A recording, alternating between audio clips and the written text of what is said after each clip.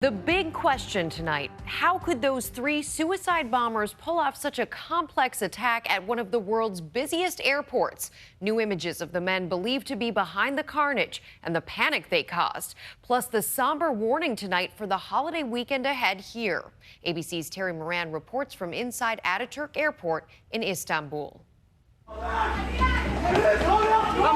Tonight, new details emerging in the terror attack at the airport in Istanbul that left 42 dead and 238 injured. For the first time, we see the face of one of the suspected attackers, the man in the baseball cap, wearing a winter jacket on a summer day. Just before 10 p.m., officials say, he and two accomplices pulled up in a taxi to Istanbul's Ataturk Airport. The attackers got out of a taxi here at the front of the airport where the first layer of security is. They were spotted and scattered. One heading down that way, opening fire, detonating his explosive. Another making it into the terminal there. You can see the busted windows. The third going downstairs where people were waiting for rides and detonating there. Unleashing a combination of deadly fire inside the airport. That's when I saw him in the corner and I saw the bullets flying. Terminal surveillance camera captured this image, a man believed to be one of the gunmen, some people cowering in terror, others running for cover, and then an explosion. First, we hear the gunfire. After, we hear the screamings, and everybody started running. This airport security video appears to show the lower level of the international terminal as another one of the bombs goes off. People were shooting on one side, and we all ran the other way, and then the bombs went off. One of the attackers detonated his explosive right here, and this area is the arrivals hall, where people were waiting for their loved ones. In the confusion, acts of bravery. This video shows the seconds before an extraordinary takedown. As families flee, a gunman rounds the corner chasing them, but he's shot by a police officer and collapses, his gun sliding across the floor. The officer approaches, but then runs for cover as the terrorist writhes on the ground, fumbling to detonate his suicide vest. That Turkish police officer who took down one of the terrorists, as you could see in that security camera video, tonight he is in the hospital. He was actually shot during the takedown. He says he didn't feel any of the bullets hit him. That was quick, decisive action. You're dealing with people that don't care if they live or die.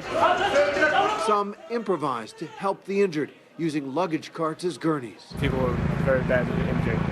Like, one guy had holes in his back from shrapnel, or from glass. Stephen Nabil, a freelance journalist working for ABC News, describes the ensuing panic as passengers ran down corridors and he desperately tried to find his wife. And I saw the sea of people flooding toward me and I was just pushing through them, trying to get through to her. I was praying to God that she didn't leave the area. As long as I could find her, at least I could take her to safety.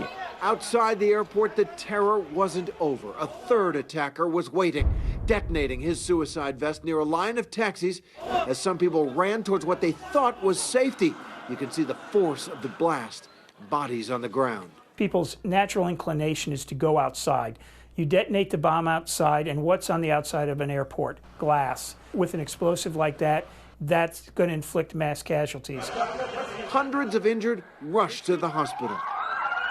The attack sending shockwaves throughout the world. In Canada, President Obama vowing to strengthen the fight against terrorists.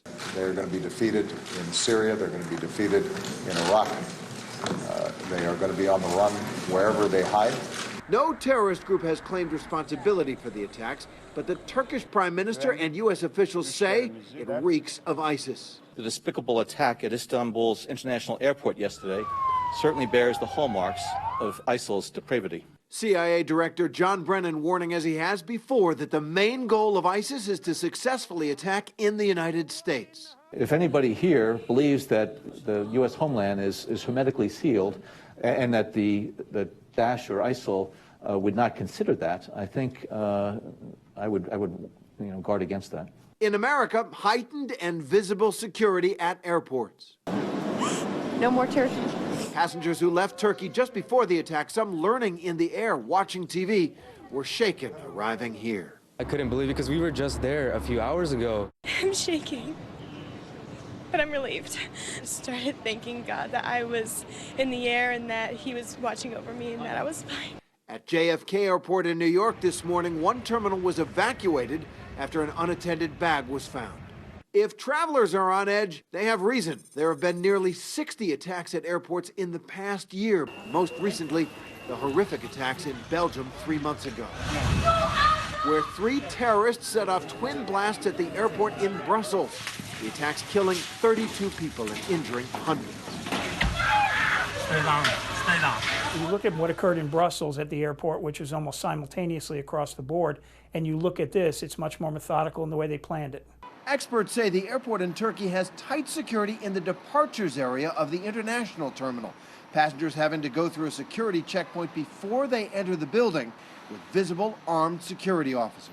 What I found interesting about the attack yesterday was the fact that it was in the arrival area, which is a little bit less secure and not as strict as the departure area, which makes me think that they did some kind of reconnaissance beforehand and understood that, or they had help from inside understanding some vulnerable areas of the airport. Security experts say the front of airports are soft targets for terrorists, designed with passengers' ease and comfort in mind rather than safety. But they say there are ways to improve security. Highly visible armed officers in the front of the airport does act as a deterrent. Another security upgrade, reinforce the physical structure. Put more steel, more reinforced concrete in that front area of the airport. Put things like Mylar on the glass. 2, use innovative technologies. And 3, pass legislation or regulatory action. Airports aren't going to do this because it costs a lot of money, and unless they're told to do it, they're not going to do it no matter how much security sense it makes. Now that summer travel season is underway, today the State Department is recommending travelers use situational awareness. We're simply reminding Americans, as if they need reminding, but certainly trying to remind them to be up to date on the current information, to bring with them their street smarts. In Istanbul, the airport is open tonight, but evidence of the horror remains. Workers wiping off traces of blood from the walls, vendors opening up shops by shattered glass, some of the other damage hidden by temporary walls. But with ISIS calling for attacks during Ramadan and a big American holiday coming up, one thing everyone agrees, the attack in Turkey won't be the last. For Nightline, I'm Terry Moran in Istanbul. Our thanks to Terry Moran. Much more on GMA in the morning.